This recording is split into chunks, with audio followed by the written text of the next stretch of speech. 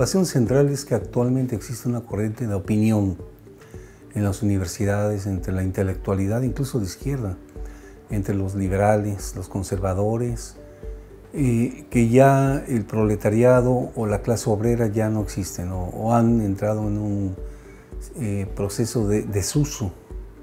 Y lo que ha emergido es un supuesto nuevo sujeto social que es el precariado, ¿no?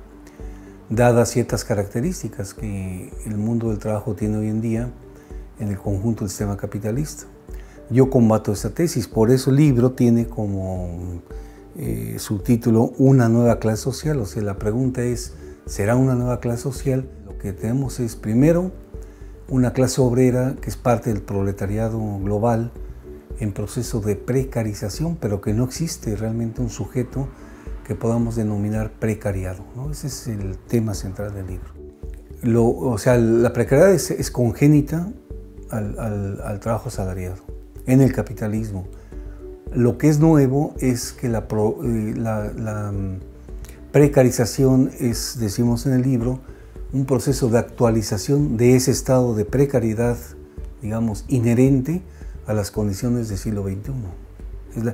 Es la nueva morfología del mundo del trabajo, precario, ¿no? Pero no es que sea algo que haya surgido hace 10, 15, 20 años, eso es un proceso histórico.